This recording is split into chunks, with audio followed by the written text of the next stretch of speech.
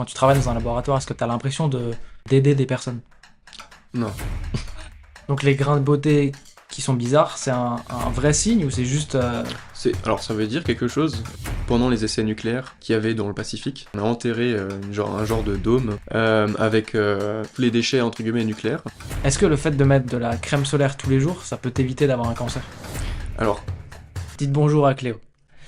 pour les plus amateurs, il y a du coup la bœuf pour les deux d'ailleurs. Ah, c'est pour Parkinson, il me semble, non? Les deux. Ah, d'accord, ok. Une petite astuce, mais je sais pas si c'est très connu par le public, mais du coup. La pharma, c'est que du business. Le cancer, c'est à cause de ce qu'on mange.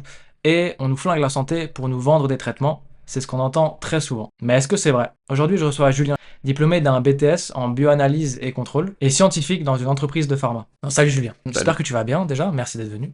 Merci à toi aussi. Tu travailles actuellement dans la pharma. Ouais. Est-ce que c'est ce que tu voulais faire de base à l'origine? En vrai, pas du tout. Genre en vrai, il y avait en vrai de base, j'étais vachement proche de nature. Et du coup, ben, je voulais faire absolument paysagiste. Mais en vrai, quand tu y penses, d'un côté, t'as le côté aussi nature qui te relie vers la nature, enfin vers la science, pardon.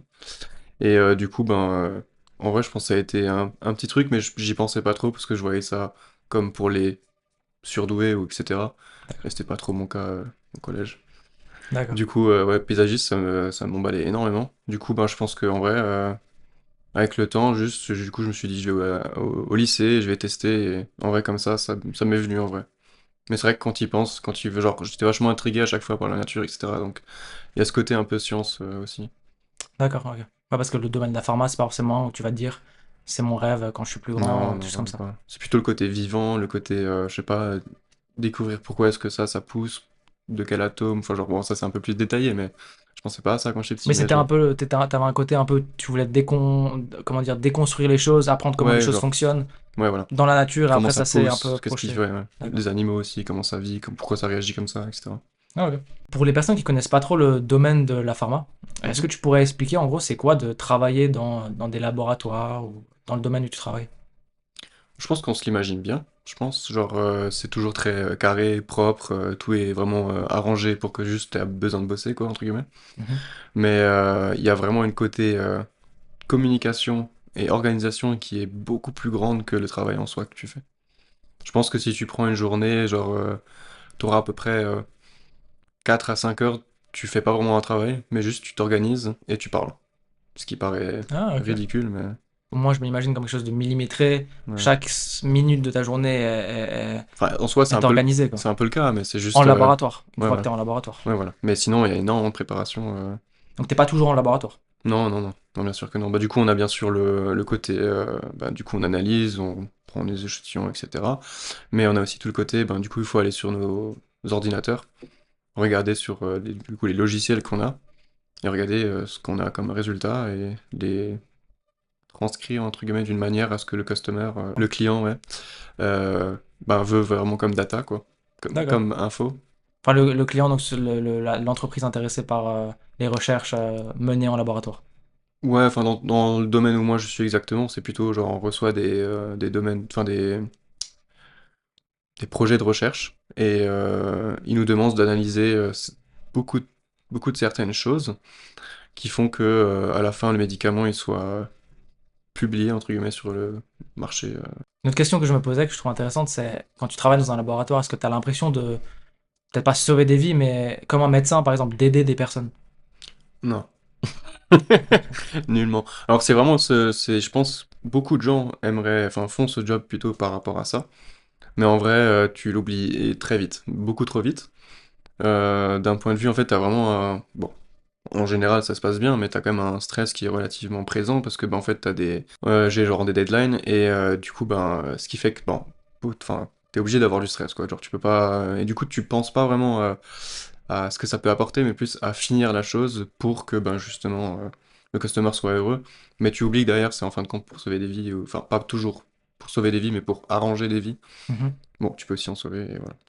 Mais en gros, on a déjà pu recevoir des vidéos de feedback de personnes guéries d'un cancer ou d'une maladie spécifique. Ok. Ce qui peut être réchauffant quand bah, du coup t'es vraiment pas dans ce mindset, et du coup, tu vas vraiment être dans ton meeting et tu vas regarder ton truc et tu vas dire oui, il faut faire ça, ça, ça. Et en fin de compte, tout d'un coup, ils te mettent à la fin, genre des gens qui ont justement guéri, etc. Et c'est plutôt cool quand tu les vois. Et ouais, ça, c'est un bon ressenti. C'est un moment où tu dis waouh, mon taf il sert vraiment à quelque chose, ou en mode je peux vraiment aider des gens avec. Ouais, Il y a ça. un peu un moment comme ça où tu t'es dit Hmm. waouh. Ouais, ça met un petit coup de boost, ouais, j'avoue. Pas mal de gens qui ont des clichés sur la pharma, j'en ai parlé avant dans l'introduction. Est-ce que d'après toi, il y a des vérités derrière, il y a pas mal de fausseté? Est-ce que c'est plutôt oui ou non? Qu'est-ce que tu en penses de tout ça? Bon, après, je pense que ce sera à mon avis, mais je dirais qu'il y a, bon, il y a bien sûr il y a le côté argent qui est principal. Genre, si jamais il y a. On va dire que ce qui est malheureux, mais genre, le plus t'as une maladie rare, le plus compliqué ça va être que tu trouves un médicament parce qu'en fait, les entreprises ne font pas une grosse marge vu que c'est tellement rare. Mhm. Donc, c'est toujours un peu le détail, ça. Mais sinon, en soi, dans le principe, c'est quand même de sauver des vies. Mais c'est juste qu'il y a un point de vue budgétaire et aussi juste de personnel qui peut manquer. Donc, ça en joue, ça joue beaucoup, je pense. Mhm. Est-ce qu'il y a des choses, des traitements ou des médicaments qui sont connus du domaine de la pharma, mais qui sont pas distribués au public pour des raisons potentiellement, comme tu as dit avant, monétaires, c'est-à-dire que juste c'est pas intéressant, mais on l'a le médicament. Par exemple, on a la solution pour régler une certaine maladie, mais il n'est pas vendu parce qu'il n'y aurait pas de marge derrière qui serait faite. Alors, il y en a énormément, je pense, mais de là, ce qui me vient dans la tête, c'est vraiment un côté. En fait, récemment, il y a eu un petit problème sur une entreprise qui s'appelle Idorsia. Et en fait, Idorsia, ils ont été créateurs et innovateurs d'une nouvelle molécule qui permettait de régler ce côté de fatigue qu'on a. Donc, comme une insomnie, etc. Qui est quand même un problème très commun, ouais. Et du coup, ben, ils ont développé une sorte de molécule qui fait justement en sorte que, comme le somnifère, sauf que le somnifère a vraiment pas mal d'effets secondaires, assez négatifs quand même, sur le long terme, Mhm. alors que eux, ils ont réussi à faire un truc assez propre et qui sert vraiment bien. Le problème, c'est côté marketing, ça n'a pas été là, et du coup, l'entreprise, elle a fait faillite. À cause du Donc, marketing. juste côté du marketing, quoi. Parce que ça coûtait trop cher, tu veux dire, ou ils ont pas réussi à trouver les acheteurs. Exact, c'est plutôt le côté acheteur, etc. Et je pense marketing aussi, certainement. Je m'y connais pas tellement, mais il y a surtout ce point de vue. Donc c'est vrai qu'il y a du coup, ça peut arriver qu'il y a des médicaments qui pop et qui sont jamais connus parce que, ben, juste les grands et les grandes entreprises ne font pas en sorte que ce soit connu. D'accord. Ok. C'est un des domaines qui t'a le plus choqué quand tu as commencé à travailler dans la pharma, ce domaine un peu plus business, entreprise, plus que le côté vraiment recherche scientifique. Pas choqué, je pense. Pas vraiment choqué. Parce qu'en vrai, je pense qu'on s'y attend tous un peu, comme t'as dit par rapport aux préjugés qu'on a sur la pharma. Mhm. Genre en vrai, t'es pas vraiment choqué.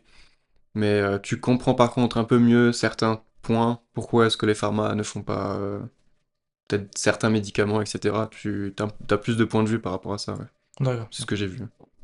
Dis-moi, il y a plein de gens qui pensent que les déchets pharmaceutiques sont la cause d'énormément enfin, sont des déchets très toxiques et qui peuvent être très dangereux et qui sont mal triés et tout parfois. Comment ça se passe en réalité dans un laboratoire ou dans le monde pharmaceutique au niveau des tri des déchets? Dans le passé, du coup, on a quand même eu énormément de problèmes par rapport aux déchets, qui se sont retrouvés, ben, du coup, par exemple, on prend ici le Rhin, ou alors le Rhône, ou ce genre de choses, des fleuves. Du coup, ben, actuellement, on a énormément de normes, énormément de procédés, où chaque déchet a son conteneur.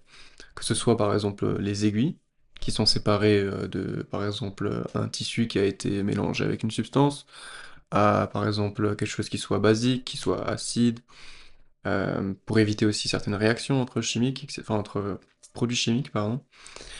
Du coup, tous ces déchets-là sont mis à l'écart par une entreprise qui le gère et qui va, bah, du coup, elle va pas automatiquement, par exemple, on peut se dire, du coup, on peut tout brûler, mais en fait, ça dépend, du coup, c'est pour ça que c'est tellement séparé, c'est parce que si on prend un produit chimique qui, bah, du coup, est inflammable, alors c'est peut-être pas la meilleure idée de le brûler, quoi. Mhm. Du coup, il y a vraiment tout plein de différents procédés, et de différentes manières d'éliminer tous ces déchets-là. Donc je dirais que d'un point de vue de nos jours, on est assez safe par rapport à ça. Parce que je le vois vraiment que dans mon quotidien, c'est des tâches qui sont très respectées et qui sont très réglementées. Donc sur ce point de vue, je trouve aussi ça de mon point de vue aussi, un côté éthique qui est plutôt cool en vrai. Avant, on parlait du fait que parfois tu reçois des retours de personnes qui ont été guéries du cancer. Du coup, j'imagine que ça veut dire que parfois tu es amené à travailler avec le cancer. En soi, avant ça, on travaille plutôt sur autre chose, plutôt genre sur un peu tout le style de maladie ou autre. Ça peut être très basique comme un mal de tête, D'accord. comme aussi le diabète qui est plus récurrent, qui est quand même un problème, mais voilà. Et là, récemment, du coup, les chercheurs ont trouvé une molécule qui s'appelle ADC. Et ADC, c'est du coup une molécule qui est conjuguée et qui permet juste de mieux spécifier un cancer, genre en le visant mieux et en évitant de créer d'autres problèmes comme attaquer le système immunitaire, comme attaquer peut-être même une cellule qui n'est pas cancéreuse et qui potentiellement deviendra parce que à cause de ça. Ok, intéressant. Et il y a pas mal de gens qui comprennent pas trop pas mal de choses par rapport au cancer. Est-ce que tu peux nous expliquer vite fait c'est quoi un cancer? Ouais, alors je vais aller très brièvement, je pense, parce que ce serait un peu trop complexe, mais en soi, t'as... Du coup, ce qui est plutôt aussi cool comme fun fact, hein, je pense, c'est que notre corps, en gros, il élimine 2 à 3 ou 4 cancers par jour. Donc, sur cette base-là, en fait, il faut s'imaginer qu'on a 2 ou 3 ou 4 cellules qui vont mourir. Alors, c'est complexe de s'imaginer qu'une cellule peut mourir, mais en gros, c'est tout un organisme qui... Donc, on a une cellule, et dans cette cellule-là, il y a tout plein de rôles, etc., qui font que la cellule, elle fonctionne. Et ben, du coup, en fait, on a des anomalies, comme tout en soi dans la nature. Et du coup, ceux-là, ben, en fait, ils vont faire un dysfonctionnement de la cellule, et ce qui va causer en soi sa perte.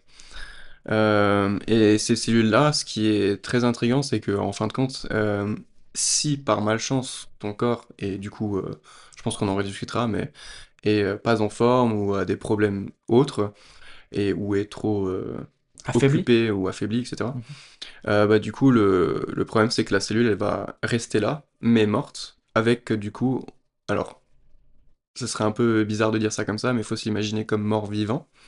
Et en fait, elle a juste un gène qui change à l'intérieur d'elle-même et qui va du coup se transmettre sur les autres, parce que du coup elle est quand même attachée, bon il y a quelque chose qui sépare, etc., il y a une membrane, tatati tatata, mais du coup elles vont quand même pouvoir partager entre guillemets leur ADN, et il faut s'imaginer que bah, du coup une cellule, elle se divise assez rapidement quand même, du coup ben, en crée plus et plus et plus et plus, D'accord. et tout en affectant d'autres cellules, etc.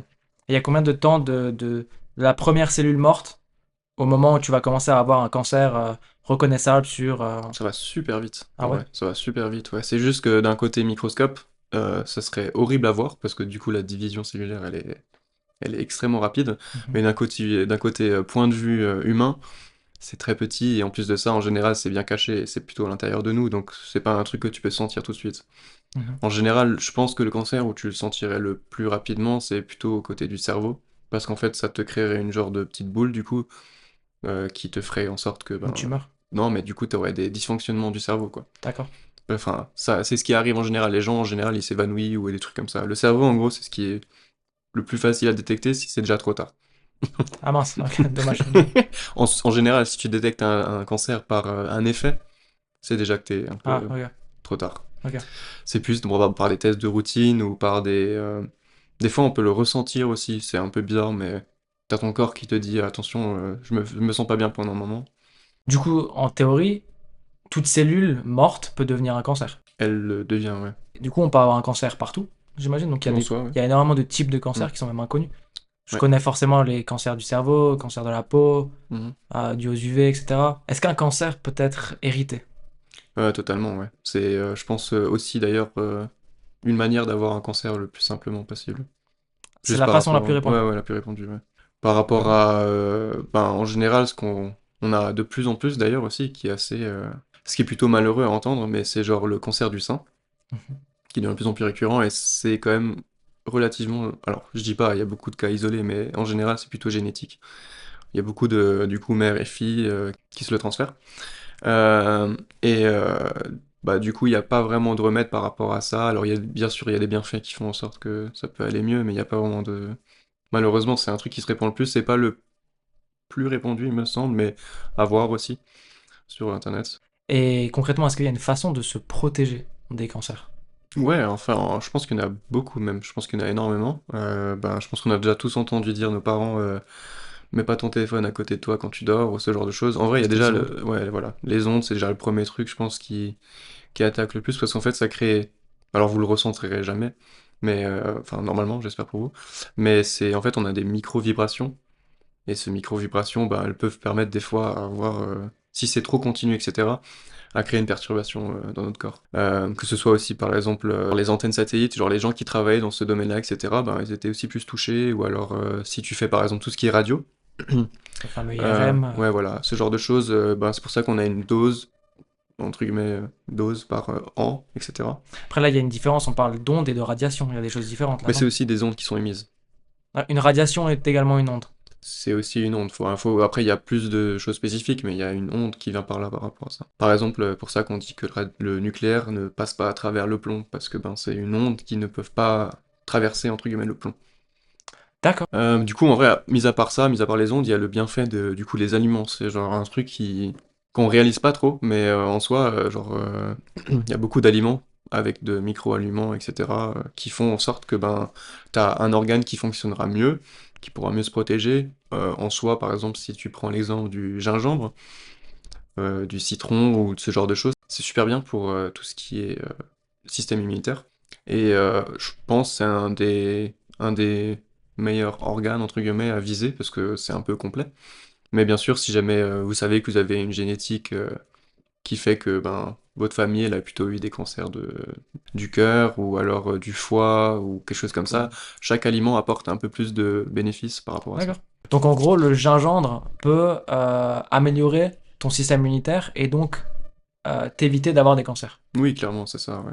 Et t'as D'accord. aussi d'autres aliments, comme le citron, ou encore d'autres, beaucoup d'autres. Est-ce qu'en prévention au cancer, il y a des signes que les gens ont sur leur corps, visibles ou comportemental ou à l'intérieur même, qui sont détectables et qui peuvent t'aider à détecter un cancer avant qu'il soit trop tard? Bon, en vrai, il y a beaucoup d'études qui montrent que, premièrement, s'il n'y a pas vraiment d'effet par rapport à ça, c'est très compliqué de réaliser que tu as un cancer. Parce qu'en général, c'est quand tu réalises que ça peut s'aggraver, parce qu'il y a une grosse partie aussi mentale qui n'est pas très recherchée pour l'instant, parce que c'est très complexe. Mais il y a le côté, du coup, mental, mais bon, on va le mettre de côté pour l'instant.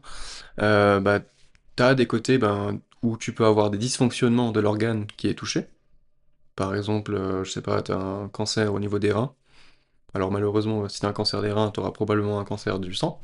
Mais en général, si c'est un cancer du rein, tu auras peut-être des difficultés à du coup aller aux toilettes pour faire pipi, ou alors tu trouveras quelque chose dans tes selles, donc enfin plutôt dans le pipi, tu auras du sang, ou alors tu auras un amont de quelque chose, parce que ton organe ne fonctionnera pas comme il devrait fonctionner. Parce D'accord. que l'ADN est changé justement, ça affecte. D'accord. Ouais. Et sinon, après un point de vue plus visuel, ben, du coup on a comme tout le monde, et je pense que c'est la peur de beaucoup de gens, mais les grains de beauté, qui est beaucoup plus visuel et qui est très rare d'un côté génétique, mais qui est Donc, très commun. Pardon. donc les grains de beauté qui sont bizarres, c'est un vrai signe ou c'est juste Bah, ça veut rien dire et juste les gens sont parano?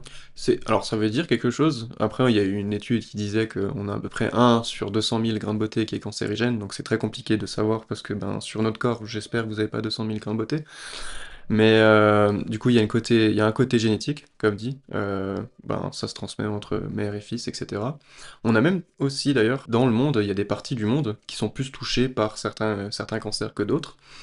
Et si on vise maintenant le grain de beauté, en vrai, il y a... Alors, c'est pas non plus une étude 100%, on le sait, mais on a vu que par rapport au grain de beauté, les gens qui sont d'une couleur de cheveux roux sont plus affectés par rapport à ça, parce que ben, ils ont un gène de l'épiderme, du coup, du épiderme qui est euh, l'organe de votre... Enfin, c'est considéré comme un organe, et c'est la peau, du coup, l'épiderme, et du coup, qui peut être un peu plus affecté par rapport à ça, parce que du coup, ben, je pense, du coup, ça paraît logique, mais si vous êtes roux, en général, vous êtes plutôt pâle et blanc, et du coup, ben, vous aurez une réaction beaucoup plus forte par rapport au soleil, même au grain de beauté. Hmm. Mais sinon, par rapport à juste le côté du grain de beauté, en soi, il n'y a pas de mieux que juste de faire un check, ou quand vous réalisez que vous avez un grain de beauté un peu bizarre, n'hésitez pas, genre, à aller chez le dermato et checker ça, quoi. Est-ce que ce qu'on mange ou la lumière bleue du téléphone ou les UV, ça a un impact sur notre santé? Ouais. Je pense même plus largement, il y a genre, du coup, comme tu viens de le citer, tout ça. Mais il y a aussi surtout le côté environnement, et c'est là où ça devient très très très très très grave en ce moment. Parce qu'on le remarque, il y avait des gens qui disaient, ouais, en 2010 à peu près, on avait une personne sur trois qui allait avoir un cancer. Et là, on est actuellement déjà à 2 sur 3. Alors, faut pas non plus avoir peur, mais c'est juste qu'on voit qu'il y a une évolution qui fait que notre environnement cause un peu ce cas de cancer, dû à, par exemple, si on parle de quelque chose de génétique, de notre alimentation, donc quelque chose qui peut se transmettre où on est plus faible, où on a moins de... Alors t'as un système immunitaire moins développé à force des générations parce que Ouais, t'es ou alors en moins... fait, t'as notre corps qui réagit à trop et à rien. Euh, D'accord. Par exemple, quand on prend l'exemple de l'allergie, c'est aussi un truc qui se répand de plus en plus. Les gens qui sont intolérants au lactose, ou alors intolérants au gluten, ou alors le pollen, enfin il y avait plein de choses et qui s'accroît en plus en plus. Et c'est un peu relié à ce côté cancer, bon c'est pas directement relié, mais c'est juste pour montrer comme quoi notre corps il commence à s'habituer à un confort qui est genre intérieur, et que l'environnement qu'on dégage ben, crée pas mal de cas de cancer. Donc on est plus affecté par l'environnement extérieur au fur et à mesure des générations Hmm. parce qu'on s'affaiblit de par le confort et la sécurité Ouais, qu'on a. enfin peut-être peut-être pas la sécurité, mais juste confort et alimentation et Donc c'est parce qu'on mange principalement la même chose, tu veux dire? Les régimes restent relativement basiques. Non, je dirais plutôt avec tout. Ben, en vrai, c'est des discussions qui font énormément débat, mais tout ce qui est pesticides, tout ce qui est Donc tous les aliments rejet dans, transformés, on va dire. ouais, voilà, rejet dans la mer, du coup, qui du coup se refait manger par le petit poisson, enfin bref, et qui revient dans ton assiette, t'en as tous Mhm, entendu. mhm. Enfin, il y a tout beaucoup, beaucoup trop de choses par rapport à ça, ou même les choses qui sont rejetées, qu'on pense qui ne feraient pas, enfin, qui n'auraient aucun dégât sur la nature, alors qu'en fin de compte, elles en ont un, mais beaucoup plus tard. C'était un peu plus le cas dans les années 1900 que de nos jours, on est un peu plus à l'attention par rapport à ça. Par exemple, un cas typique, on a eu, je sais plus en quelle année, mais pendant les essais nucléaires, bombes nucléaires du coup je parle, qu'il y avait dans le Pacifique, on a enterré un genre de dôme avec tous les déchets entre guillemets nucléaires. Et en fait, cette île, elle était du coup au-dessus de la mer, et enfin au-dessus du niveau de la mer. Et maintenant, bah, en fait, elle se trouve au bord de la mer, et à voir, elle est un peu inondée, quoi. Donc le dôme se fait inonder. Le dôme Voilà. avec des Et du déchets coup, en fait, les nucléaires. déchets nucléaires se délaissent dans la mer, et ce qui cause énormément de politique. Je pense que c'est un sujet qu'on a déjà parlé beaucoup, mais euh, ça va devenir de plus en plus problématique, et c'est par exemple ce genre de cas que je prends. Moi, ma mère, elle m'a toujours dit que si tu t'exposes trop au soleil ou tu mets pas assez de crème solaire ou quoi, tu vas avoir un cancer de la peau. Alors, je pense que c'est vrai, mais est-ce que c'est vrai? Je pense que premier degré, ça l'est, mais déjà, premièrement, on ne réagit pas tous pareil par rapport au soleil. On est tous affectés différemment, donc il faut pas le prendre non plus avec un point d'exclamation. Mais en effet, ça va pas vous faire du mal. Alors par contre, il y a aussi un côté négatif que je pense que les gens ne parlent pas trop, mais je vais revenir là-dessus après. Mais en soi, ouais, mettre de la crème solaire, c'est quand même très important, parce que comme dit, c'est un organe. On n'y pense pas tout le temps, mais c'est un organe, et du coup, ben, comme d'autres, il change avec des modifications, et surtout qu'en soi, le soleil est quand même l'un des gros facteurs de Ouais. radiation, qui est du coup, comme on en a déjà dit avant, une onde qui... Peut causer Voilà. des cancers. Mais c'est spécifiquement sur les grains de beauté, parce que, enfin, en soi, on peut avoir facilement aussi un cancer de la peau, mais c'est plus spécifique à quelque chose, comme la génétique, je dirais. Mais ça peut arriver aussi que ce soit juste... mais il faut vraiment une exposition de malade, et je pense pendant des années et des années et des années. Mais c'est plus côté grain de beauté, parce que grain de beauté, en fait, il a comme une racine qui va directement en dessous de cet organe qui s'appelle l'épiderme, et qui est plus facile de se développer en soi, parce qu'il a moins de surface de protection, entre guillemets. D'accord. Ah, ouais. Ok, en fait, donc un grain de beauté, ça peut être cancérigène parce que ça fait le lien entre ton épiderme ou la surface supérieure de ton épiderme et ta cellule interne. Ouais, plutôt ça, ouais. Et même, je dirais plus largement, on peut même avoir, alors c'est très rare aussi ça, mais on peut même avoir un cancer du sang en ayant avec un grain de beauté, parce qu'il est relié, en fait, ses racines sont directement reliées au vaisseau sanguin. Est-ce que le fait de mettre de la crème solaire tous les jours, ça peut t'éviter d'avoir un cancer?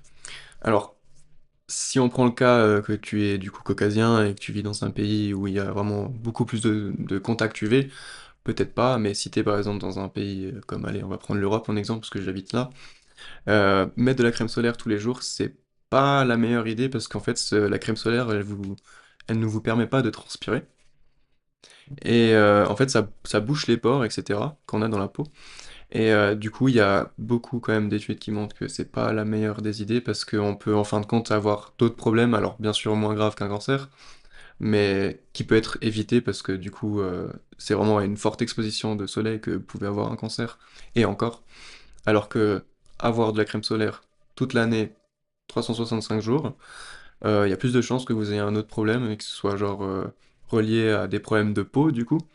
Par exemple, vous n'arrivez pas à dégager, parce qu'on dégage des toxines avec la transpiration. Donc, ben, du coup, vous n'arrivez pas à dégager certaines toxines, et du coup, ça peut donner un côté irritant à votre peau au bout d'un moment, ou alors ce genre de choses, ou des pores qui sont différents ou plus visibles. Donc, il y a des choses à faire attention quand même, à pas exagérer. Concrètement, de nos jours, pour soigner un cancer, Mhm. il y a des médicaments que tu peux prendre, ingérer, et qui vont te soigner de ce dit cancer. Alors, ingérer, ça c'est encore un autre niveau, et beaucoup de gens travaillent dessus. D'ailleurs, c'est marrant parce que du coup, j'avais quelqu'un qui était là où je travaille, qui a fait son PhD dessus, donc son doctorat. Et c'est déjà la cinquième personne à essayer de le faire et ça ne marche pas. Mais de transformer une solution du style pour le cancer en liquide, en solide, ce qui est très complexe. Mais je dirais que du point de vue du coup médicament, que par exemple on va prendre la chimio par rapport au cancer. La chimio, c'est un truc qui est à la base qui était assez général et qui va du coup ben, malheureusement t'affecter partout. C'est pour ça qu'on perd les cheveux, on perd un peu les ongles, on perd un peu de peau, ou alors il y a des organes qui sont touchés, on peut pas faire bien pipi, ce genre de choses. Parce que ça touche vraiment tout, ça va dans ton sang. Alors que là, on a un nouveau genre de chiméo, qui n'est pas du coup justement, qui cible tout, et qui élimine juste ce qui est génétiquement différent. Et là, on a vraiment quelque chose où il faut s'imaginer du coup la base, qui est genre la chose qui va permettre de s'attacher à la cellule spécifique, avec du coup à l'intérieur le gène, qui va permettre du coup de changer l'ADN, mais uniquement de la cellule, ou alors de la tuer, la liquider entre guillemets, ou éviter qu'elle se propage. Et du coup, ce côté de cibler, hein, qui est du coup assez nouveau avec les ADC, ben, est super bien, et je trouve que ben, du coup, sur ça, on a déjà fait un énorme pas vers l'avant, quoi. En parlant de santé ou de pharma un peu plus généralement, est-ce qu'il y a un documentaire ou un film qui t'a retourné le cerveau sur ce domaine? Ouais, je dirais quand même, ouais. Il y a bah, du coup Utopia, qui m'a vachement marqué. D'ailleurs, j'étais assez jeune quand je l'ai vu. Et d'ailleurs, quand je l'ai vu assez jeune, c'était peut-être pas pour tout le monde, on va dire. Donc c'est Ok. assez gore, il y a beaucoup de sang. Mais il y a ce genre de questions que on peut se poser comme par rapport à ce qui s'est passé pardon, avec le Covid. Genre, on se demandait si les médicaments, ou du moins, pas tout le monde, mais beaucoup de gens se demandaient si c'est vraiment safe. Il y a des gens qui se disaient c'est pour nous tuer, c'est contre nous. Enfin bref, ça rejoint un peu cette idée-là, cette série, hein. Mais du coup, ben, c'est amené d'une manière un peu différente, je dirais, par rapport à ce côté gore. Mais il y a vraiment ce questionnement qu'on pourrait avoir par rapport à ça, et il y a ce côté recherche, etc. Et ce côté aussi, on est un peu l'humain et parasite par rapport à la planète, et on remarque que euh, si on revient par rapport à la question de qu'est-ce qui pourrait développer plus un cancer, etc., ben, du coup l'environnement ou ce genre de choses, donc le côté parasitaire de ce point de vue-là, quoi. Ah ok, intéressant. Une autre question que j'avais, c'est est-ce que l'idée d'avoir un remède miracle un jour pour des grosses maladies comme Parkinson, Alzheimer, Huntington, c'est un rêve ou ce serait réaliste un jour? De mon point de vue, je pense que ce serait réaliste, parce que si on prend l'exemple par exemple, qui est un très bon exemple, je pense, à mon avis, c'est le côté du sida. En vrai, c'était à la base, quand on a découvert ça, ben, les gens ils étaient subjugués par rapport à ce que c'était. Ils pensaient que ça devenait, alors d'un côté religieux, du diable, ou alors ça venait des homosexuels, etc. Alors qu'en fin de compte, ben, avec le temps, on a trouvé, alors certes, on n'a pas encore résolu le sida en lui-même, mais on a trouvé beaucoup de manières pour l'atténuer ou le diminuer ou carrément l'éradiquer pour certaines personnes. Et je pense que en vrai, on a encore un peu besoin de temps par rapport à ça, mais par rapport justement au Parkinson, comme tu l'as dit, bah en soi, on a déjà énormément d'avancées. Comme bon, alors pour les plus amateurs, il y a du coup la bœuf pour les deux d'ailleurs, Ah, c'est pour Parkinson, il me semble, non? les deux. Ah, d'accord, ok. Euh, Ah, donc le cannabis pourrait réduire le tremblement de Parkinson et oui, les enfin ça troubles d'Alzheimer? c'est très connu, ouais. C'est, enfin, Mais comment ça, Alzheimer par rapport à quoi? Parce que souvent, quand alors, t'as Alzheimer, t'as souvent Parkinson, ouais. oui, en fait, alors côté Alzheimer, en fait, ça permet juste de détendre de ton cerveau, parce qu'en fait, ce qui peut, alors je suis pas un pro dans l'Alzheimer, mais je dirais qu'il y a le côté où, en fait, t'as des moments de shutdown de ton cerveau, donc de coupure d'idées, et en fait, tu te retrouves dans le néant. Et en fait, d'avoir ce côté un peu rêveur, fluide, te permet des fois d'avoir peut-être des meilleures mémotechniques ou alors ce genre de choses. Alors, je suis pas sûr là de ce que je dis, hein, mais D'accord. c'est ce que je pense, c'est que c'est. En vrai, il y a des trucs qui montraient, mais je suis pas sûr non C'est plus. pas sûr, ça fonctionne peut-être pas avec tout le Non, monde, mais potentiellement que ça peut potentiellement, avoir ouais, un voilà. effet. Et bah, par contre, Parkinson, par contre, on l'a vu clairement parce que là, du coup, ça, au lieu de, enfin, on n'a pas le côté neurologique comme avec l'Alzheimer, mais on a le côté musculaire du coup, et on a déjà Nerveux. remarqué que musculairement, ben, un bon petit joint, ça détend quoi. D'accord, ok. Et je dirais qu'en deuxième partie, t'as, bah, encore une fois, alimentation et train de vie. C'est-à-dire que par exemple, t'as, j'imagine pour le Parkinson, ce qui est aussi très utile, c'est un bain chaud, parce que le bain chaud, il va détendre tes muscles. Et ça pourrait, alors bien sûr, c'est à court effet, etc. Mais c'est des petits détails qui, je pense, qui peuvent t'aider dans ton quotidien. Donc ouais, pour revenir sur le sujet, par rapport à l'Alzheimer et le Parkinson, ouais, je pense qu'un jour, en soi, oui, on aura résolu le problème et d'autres même. Le rêve, ça serait même le cancer, mais pour l'instant, c'est encore un peu loin. Il y a du travail, mais t'es persuadé qu'un jour on l'atteindra. Oui, je suis sûr, et en plus de ça, on aura l'avancée aussi plus sur tout ce qui est technologique, etc. Ou pourquoi pas même, pour l'instant c'est pas du tout breveté ou réel, mais les IA. Même s'il y a par exemple, si je prends l'exemple de la chirurgie, il y a déjà des IA qui aident aux chirurgiens, quoi. Ouais, j'avais vu un truc par rapport au fait que Neuralink utilise un robot pour mettre en place, enfin c'est partiellement avec l'aide d'un chirurgien, mais pour mettre en place la puce, et du coup ça joindrait la chose vers une autre question. Est-ce que tu penses qu'un jour on sera tous avec une petite puce pour avoir une sorte une bonne santé, réussir à continuer à vivre, vivre longtemps, etc. On est amené à avoir une assistance personnelle telle qu'une puce? Du coup, de mon point de vue, et je pense qu'il y en aura beaucoup d'autres qui diront la même chose si on a un peu plus de recherche dans ce domaine, mais on aura du coup un côté bionique qui sera, je pense, certain, parce que on voudra toujours avancer de plus en plus par rapport à ça, que ce soit d'un côté sport, aller plus vite, ou alors, je sais pas, ou alors mieux performer d'un côté oxygène, ou ça peut nous rajeunir, enfin bref, il y a beaucoup de choses qui font que ça pourrait nous améliorer, ou alors sauter plus haut, enfin ce genre de choses, quoi. Donc indéniablement, tu penses qu'à un moment, il y aurait une assistance technologique incorporée dans le corps humain pour nous aider à mieux nous soigner ou aider le système immunitaire à combattre Ouais. certaines maladies ou... Je pense que c'est pas encore tout de suite, parce qu'on a bien vu que ça causait quelques problématiques par rapport à comme avec ce petit Elon Musk, Mhm, avec justement Neuralink. Qui a fait beaucoup de débats, même par rapport, juste, même pas sur l'humain, mais sur le cochon, mhm. que c'était pas du tout éthique. Mais du coup, je pense que c'est encore loin, mais c'est indéniable à mon avis que l'humain et la machine en soi, elles vont combler et que ça deviendra du coup Et est-ce que le monde de la pharma a une place là-dedans? énorme, je pense. Énorme parce que d'un point de vue microscopique du côté du labo, en fait, ce qu'on ne sait pas, c'est qu'il y a énormément de logiciels qui font que ben, on puisse analyser tout ça, etc. Et alors, pour l'instant, c'est que des analyses dans du moins le domaine que je fais. Mais à mon avis, ça sera à un moment implémenté du côté médical. Alors, pas tout de suite, mais ça sera implémenté et je pense il faudra un peu plus de recherche sur le côté neurosciences, neurologique, etc. pour avoir un peu comme une greffe qu'on fait d'un organe à un autre, Mhm.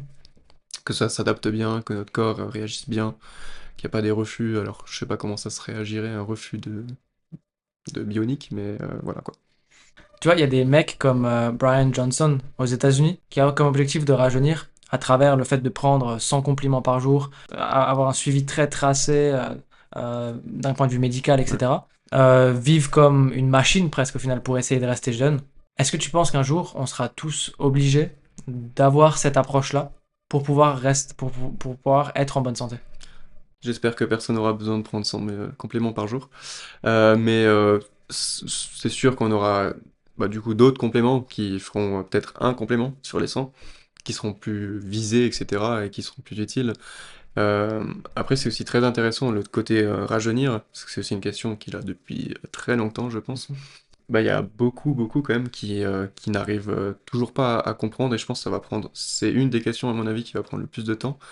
Euh, Comme si on prend l'exemple de la méduse, je sais pas si tu as déjà entendu parler, hein. Comme la méduse Turritopsis dorni, qui elle a comme, qui est incroyable d'ailleurs, comme particularité de régénérer bah, justement ses côtés, ses cellules mortes, et du coup de vivre entre guillemets à l'infini, mis à part s'il y a un prédateur qui la dévore. Je pense qu'aussi par rapport à ça, et il y a aussi beaucoup de films qui le montrent, je pense, mais des films futuristes, qui montrent que par exemple on aura, je pense que plus le fait de vouloir rajeunir et de vouloir se maintenir, il y aura plus le test de regarder si notre corps n'est pas en danger. Du style, on n'a pas trop de toxines, on n'a pas trop, par rapport à l'environnement justement qu'on parlait avant, qu'on n'a pas trop, par rapport à l'alimentation, on n'a pas trop. Alors je vais prendre un exemple qu'on a actuellement par rapport au sucre, mais ça sera plus un problème d'ici là, j'espère. Mais on a trop de sucre, donc diabète, etc. Ça peut causer des maladies. Et je pense qu'avec tous les produits qu'on a dans l'air, ça pourrait créer d'autres maladies. Et je pense que ça sera plutôt pour check ce côté-là que vraiment rajeunir, etc. Est-ce que tu as un avis par rapport aux compléments que les gens qui font du sport pourraient être amenés à prendre? Alors là, ça sera plutôt vraiment mon avis, et je pense que libre à tous. Mais du coup, je prends des compléments pour moi-même, qui va être du coup à la salle. Et ben, du coup, moi personnellement, j'y vois vraiment beaucoup d'intérêt. Je vois vraiment une différence. Et du coup, je pourrais m'imaginer que potentiellement, on aurait ben, des compléments plus spécifiques par rapport à la longévité, qui pourraient être aussi tout aussi utiles. Et je pense que par rapport à la... Ça, c'est peut-être aussi une petite astuce, mais je sais pas si c'est très connu par le public, mais du coup, on a le collagène, qui est une molécule qui permet de, alors, premièrement, mieux régénérer par rapport aux muscles, dont l'utilité que j'ai besoin, mais qui, deuxièmement, permet d'avoir une peau beaucoup plus élastique, et donc permet d'éviter des rides. Dites bonjour à Cléo. Voilà. Euh, Ma question c'est, est-ce que tu as déjà forcément entendu ça? Il y a des gens qui pensent qu'en pharma, il y a des remèdes qui sont connus, Mhm. mais qui sont pas distribués au public pour peut-être des raisons de business ou autre. Est-ce que c'est vrai? Est-ce que... Du coup, je dirais que non. Mais par contre, t'as plutôt le côté des gens qui recherchent, ou ben, tout simplement des molécules ou des médicaments, on va dire entre guillemets, pour des trucs spécifiques ou des trucs qui pourraient vraiment être utiles, mais où les entreprises peut-être n'ont pas vraiment l'œil dessus, parce que justement, de notre côté, enfin les gens qui s'intéressent, ils pourraient plus mettre en avant ce travail-là, et que les entreprises ne puissent pas fermer les yeux, ou alors ils voient un vrai intérêt par rapport à ça. Un sujet intéressant, c'est, ou du moins que je trouve intéressant, est-ce que l'intelligence artificielle a un rôle important en pharma? Euh, Par rapport à ça, je pourrais dire totalement oui, par rapport à mon travail directement en fait. Du coup, ouais, on a un robot qui nous permet ben, du coup d'aller premièrement plus vite par rapport à tout ce qu'on a à faire dans un labo pour lancer une analyse, que ce soit dilution, centrifugation, ou vortexer quelque chose, etc.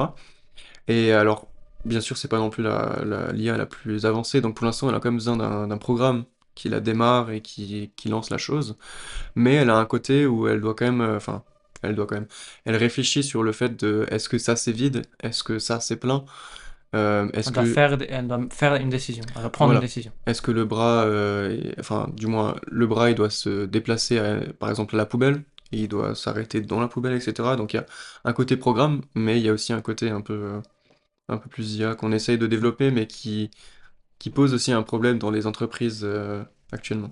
Le plus gros problème par rapport à l'IA, ça va être les données et le partage des données. Que l'IA, du coup, a son créateur, et que cette IA peut être utilisée par différentes entreprises, par exemple. Et que ces données-là, ben, du coup, soient réutilisées derrière, même si c'est pas pour les mêmes. les mêmes biens, entre guillemets, mais que ces données-là soient publiées ou autres. Et du coup, les entreprises, par exemple à ChatGPT, c'est vraiment, je pense, la question que tout le monde connaît. Euh, L'entreprise où je suis actuellement, bah, en fait, elle se questionne sur le fait, est-ce qu'on peut utiliser ChatGPT? Est-ce que c'est assez safe? Est-ce que, D'un point de vue sécurité des ouais, données, voilà, tu veux dire? plutôt vraiment l'IA, je dirais que c'est plutôt côté sécurité, où les entreprises pourraient y voir un bémol, quoi. D'accord. D'accord. Plus qu'un côté de utilité, parce que l'utilité, c'est sûr qu'on l'aura, quoi. Genre, je pense que les IA bien Oui, dans recherchées, tous bien les cas, développées, ça rend le travail plus rapide, je pense peut que qu'être utile. ça paraît logique, quoi. Est-ce qu'aujourd'hui, il y a des freins à l'avancée dans le monde de la pharma, donc des freins scientifiques ou des freins d'argent? Alors je dirais que argent non, parce qu'en soi, en général, si ça marche plutôt bien en pharmaceutique, parce que ça apporte quand même énormément d'argent. Mais non, plus d'un point de vue avancé scientifique. Je pense que là, on a encore énormément de travail pour beaucoup de choses, du style le cancer, mais en soi, on a fait un énorme pas déjà depuis, si je prends l'exemple de 100 ans, entre l'avancée de la pénicilline et maintenant où on en est, c'est énorme en termes de science. Un peu comme, je pense qu'on peut relier plus sur l'astronomie. C'est un peu préparé, quoi. Genre, c'est comme si on disait, bah demain, je pourrais aller à la vitesse de la lumière. Ce qui est, on est tellement loin, et je dirais que c'est à peu près pareil pour certaines choses qui nous feraient en sorte qu'on aurait moins de maladies ou quasiment plus de maladies. Mais ouais. Et après, je dirais que ça poserait d'autres problèmes encore plus éthiques. Et du coup, si maintenant demain on arrive à soigner tout le monde, ça causera pas d'autres problèmes? Mais si on parle de par exemple surpopulation, on pourrait s'imaginer genre du coup il y aurait plus de maladies bactériologiques et du coup on aura d'autres problèmes en soi, peut-être pas qui tueront, peut-être qu'on arrivera à le résoudre, mais qui bah, justement côté hygiène, bah, on aura un peu plus de mal, ou alors côté déchets, etc. Donc je pense qu'il y aura toujours des problèmes. Mais mortel, ça c'est une très bonne question et je pense que personne peut s'avancer sur ce cas-là. Avant de terminer, j'ai une dernière question. Mhm. Est-ce que tu penses que notre santé, elle est toujours entre nos mains ou plus vraiment? Je dirais que totalement. Comme dit, on pourrait genre juste se rebaser sur le côté nutrition, euh, relation entre l'environnement, relation entre tout ce qui nous entoure, à juste être un peu plus attentif par rapport à ça. Et ben, je pense un point de vue que moi je remarque, c'est que du côté de nos jours, on voit qu'il y a beaucoup de gens qui essaient de retourner à une base de vie qui était plutôt comme dans le temps, qui était juste du style à vraiment faire un peu de sport, manger bien, euh, se prioriser par rapport au mental, ce qui joue quand même pas mal aussi à beaucoup de maladies. Et vraiment ce combo, je pense qu'on l'a encore en main. Et par contre, le côté, comme on a parlé aussi avant, du côté cancer, etc., il y aura plus d'aléas euh, par rapport à juste là où on habite. Parce que bien sûr, ici en Europe, on a un peu moins de problèmes du point de vue, on va dire, pollution directe, on va dire. On a beaucoup de filtres, beaucoup de choses qui font qu'on on est en bonne santé.